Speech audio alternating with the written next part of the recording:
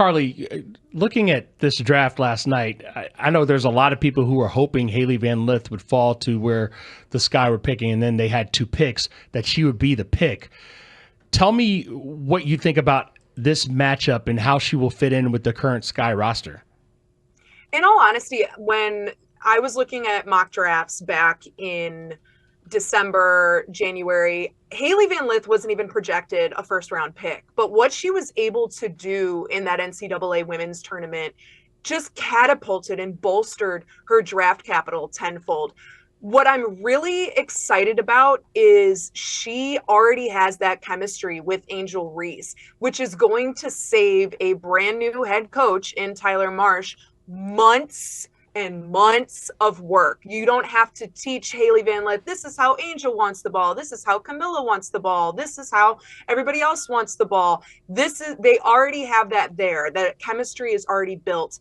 And on top of that, having Angel there is going to provide Hailey Van Lith with a familiar face, joining into a brand new league as a pro. She has someone that she can lean on in off the court synergy. But on the court, we've seen Angel be a phenomenal teammate, both in the WNBA and in Unrivaled.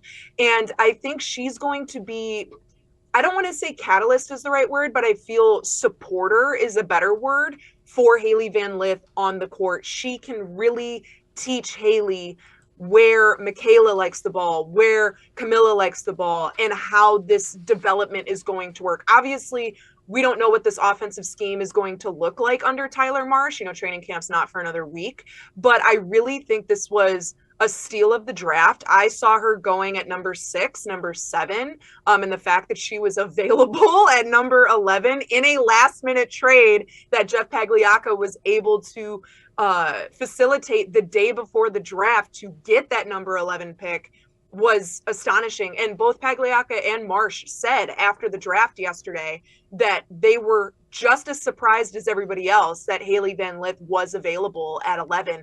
So one, you're bringing in star power, so I don't expect to see a single empty seat at Wintrust. You have Camila Cardoso's brand, you have the Angel Reese brand, and now you're bringing in Hailey Van Lith. Those ticket sales are going to skyrocket, and then I'm just really intrigued to see what this offensive scheme is going to look like. Obviously, it's going to be a focus on three-point shooting because the Sky really lacked that last year. Hailey Van Lith does bring that, but her on-ball defense and what she's able to do defensively is something I don't think she gets enough credit for, and that is going to translate really, really, really well to the WNBA. We're talking to Karli Bell. She is the host of Courtside with Karli Bell. New episodes every Monday, wherever you get your podcasts. And Karli, that was one of the points that I think really attracts a lot of casual fans, you know, women's basketball fans. Maybe they watched women's NCAA basketball, and these are familiar names to them. And I'm not saying that the Sky is necessarily drafting based on clout. I don't think that's it at all. These are some of the stars of the game that we've talked about in the college game over the last several years, and people like Angel Reese, Hailey Van Lith, Camila Cardoso. So to be able to put that team together, I think this is going to attract a lot of interest for the Sky that was already there because people are familiar with who she is in Hailey Van Lith. I think it's one of the, not just a basketball move, you know, we can talk everything about what she brings on the court, but from a marketing standpoint, just gift after gift after gift to the Chicago Sky. Getting Angel Reese last year, I was on press row in 2022 and 2023. Obviously in 2022, you have Candace Parker. Those seats were there. Seats were filled for the Chicago legend and the greatest in my opinion, the greatest women's basketball player of all time in CP3. But in 23, Wintrust was a lot emptier than what we saw in 22.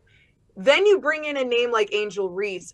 Wintrust was packed every single game, even when the Sky were on a losing streak, when they couldn't string things together. People wanted to see Angel. She brings people out, not just with how she plays the game, but that swag and that personality that she has on the court is something that we've really missed in basketball. Myself personally, I love to see the too little. I love to see the flex on and put the goggles on, like get fun with it. And Hailey Van Lith brings that same energy. And pair her with Courtney Vandersloot, who's coming back in what I think will be her last year in the WNBA. She's getting up there in age. Those knees can only go for so long. And she's a record holder for the Sky, hometown name, favorite of a lot of Sky fans. Hailey Van Lith is going to learn from one of the best floor generals in the WNBA. So she's really going to have a phenomenal developmental rookie season. Is she going to start? Probably not, because you have a Courtney Vandersloot. But what she will be able to bring off the bench and how I'm really intrigued to see how the minutes are going to be distributed to her because you have Courtney Vandersloot. But it's just going to be a huge developmental year.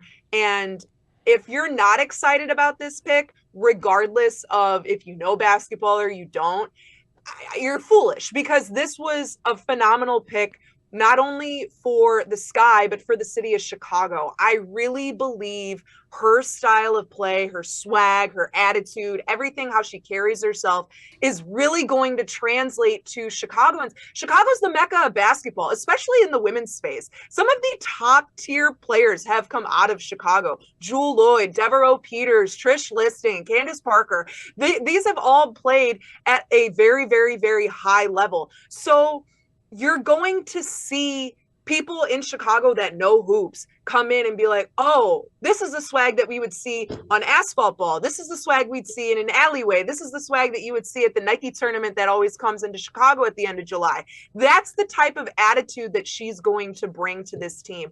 And if you're not excited, you're a fool. If you are excited, then join the club, because I'm just hyped about this pick. If you're not excited, you're a fool. That is great. Karli, we have run out of time, but if people want to hear more about this, when is the next episode of your podcast coming out to kind of break down the WNBA draft? And then also, Ajša Sivka, I think, is somebody to really discuss in the future as well.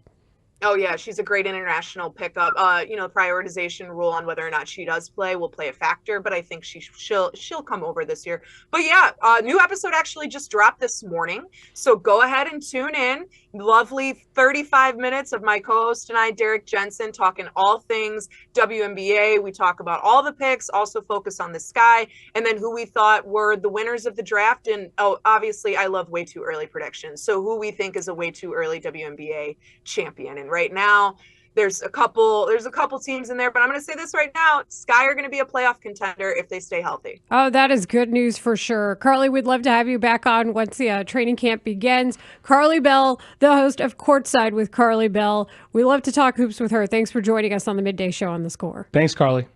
Thank you. That was Karli Bell. We've got to have her back on. Yeah. They should be a playoff contender. There's 13 teams now? 14 teams? I lose track. Yeah, we got an expansion team. Yeah.